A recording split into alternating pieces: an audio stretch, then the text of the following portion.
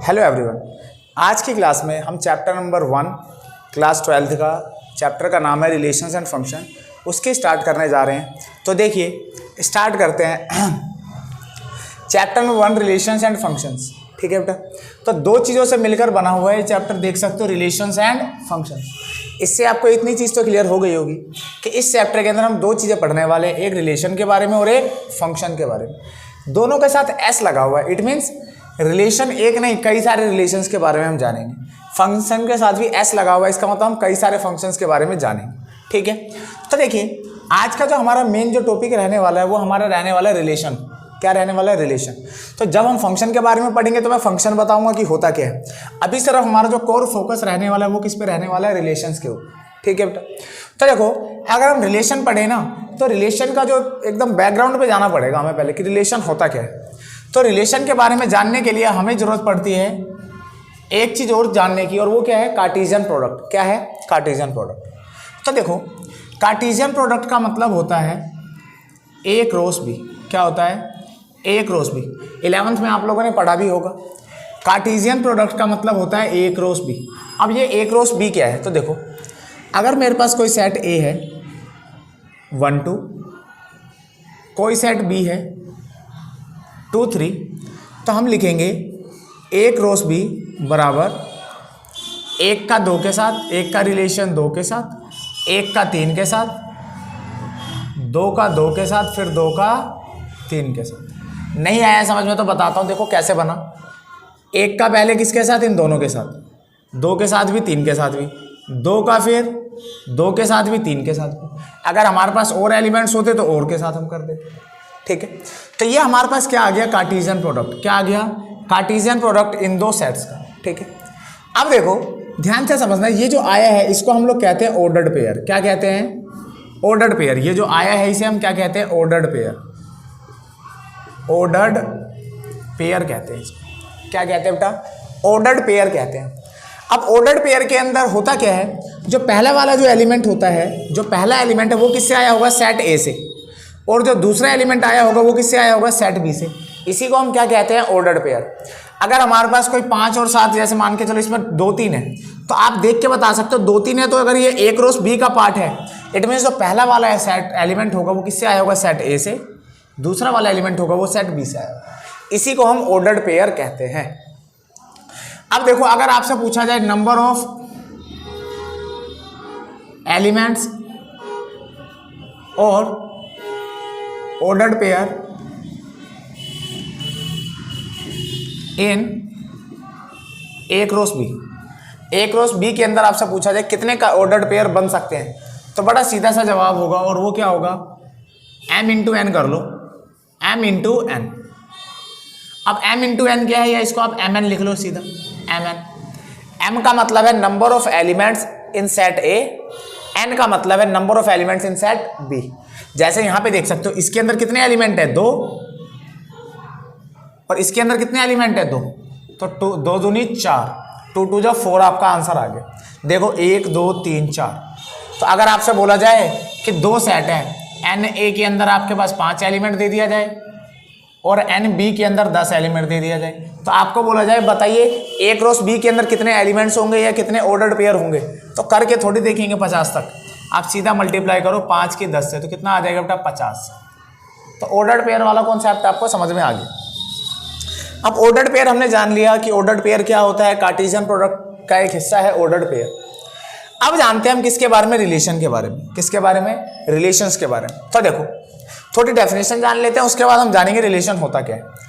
To objects, कोई object कह लो, element कह लो और क्वांटिटीज कह लो, are related if there is a link between the two objects. कोई भी दो वस्तु या कोई भी चीज है वो आपस में रिलेटेड कब होंगी? जब उनके बीच में क्या होगा? कोई लिंक होगा। क्या होगा?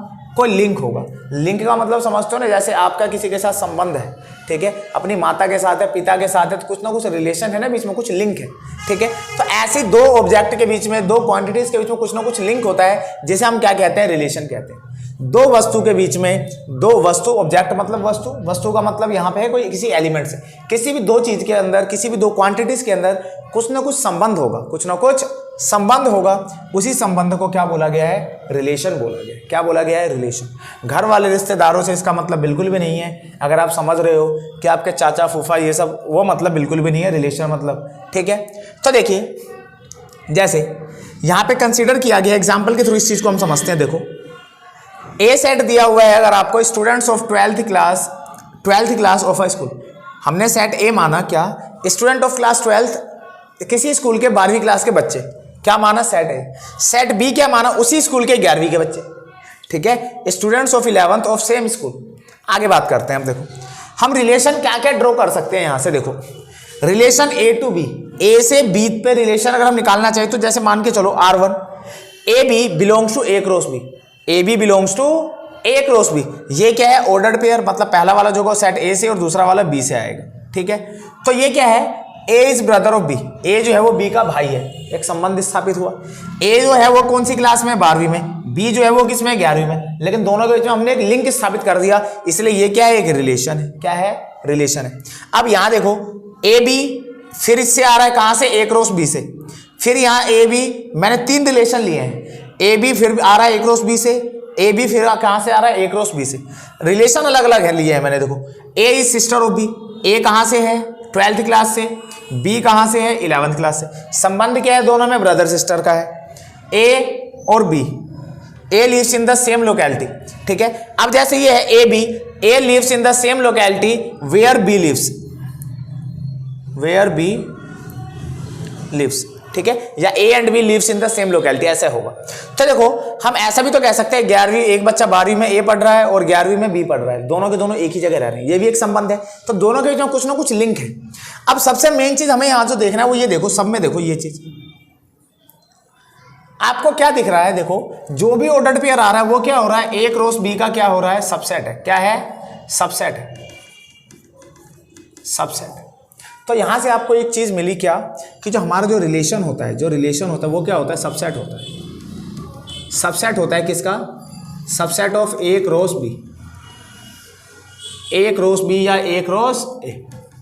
कोई भी रिलेशन है जिसके ऊपर भी डिफाइंड है, जैसे ए टू बी था तो ए और बी का जो कार्टेशियन प्रोडक्ट आएगा, जो रिलेशन होगा उसी का एक हिस्सा होगा, उसी का एक हिस्सा होगा। जैसे अगर मैंने ए और बी ये लिया है, इन दोनों के बीच में अगर मैं कोई रिलेशन स्थापित करना चाहता हूं ए और बी में से, तो आप चाहे कितना भी रिलेशन बना लो, जो भी रिलेशन बना लो, वो इस कार्टेशियन प्रोडक्ट से बाहर नहीं हो सकता है, क्योंकि इसका मतलब क्या, ये सारा ए और बी से जितने भी संबंध बन सकते थे वो पूरा ये है टोटल।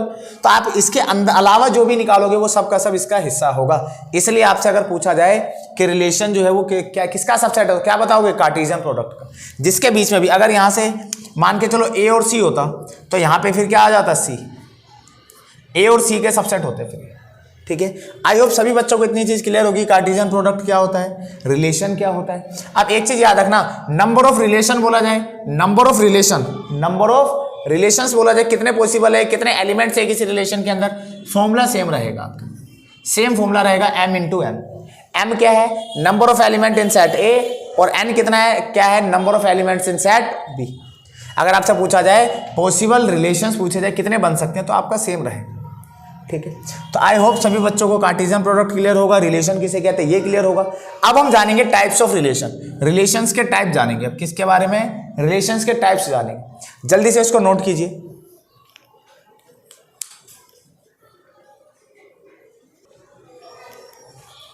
देखो बेटा, अब हम जानते हैं types of relations, types of relations.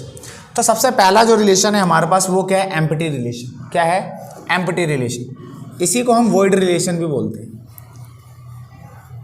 इसी को हम वॉइड रिलेशन भी कह देते हैं।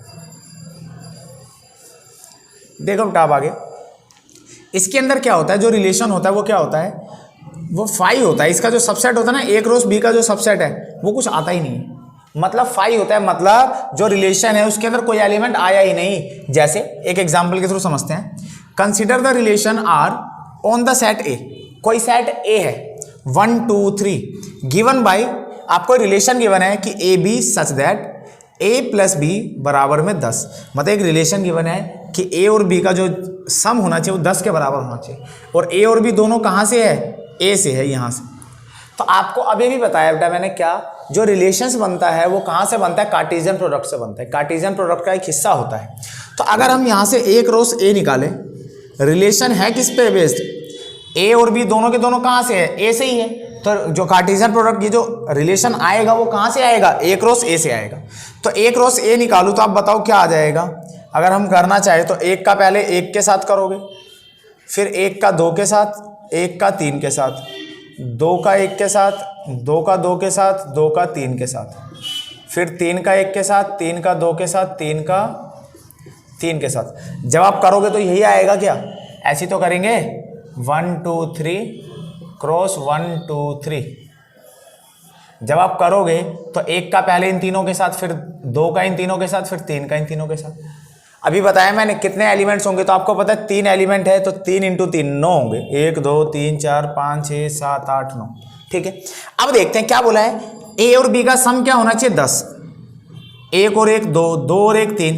क्या कोई ऐसा दिख रहा है आपको जिसका सम 10 बन रहा हो, तो ऐसा कोई भी एलिमेंट नहीं है, ऐसा कोई भी एलिमेंट नहीं है जिसका सम क्या बन रहा हो 10 बन रहा हो। तो ये कैसा होगा भाई, कुछ ऐप बन रहा है, ए क्रॉस ए का सबसेट बन रहा है, रिलेशन नहीं बन रहा है, तो इसे हम क्या बोलेंगे, एम्प्टी रिलेशन या तो वॉइड रिलेशन। क्योंकि देखो इस कंडीशन को कोई एक एलिमेंट भी फुलफिल नहीं कर रहा है तो फाई हो गया ना।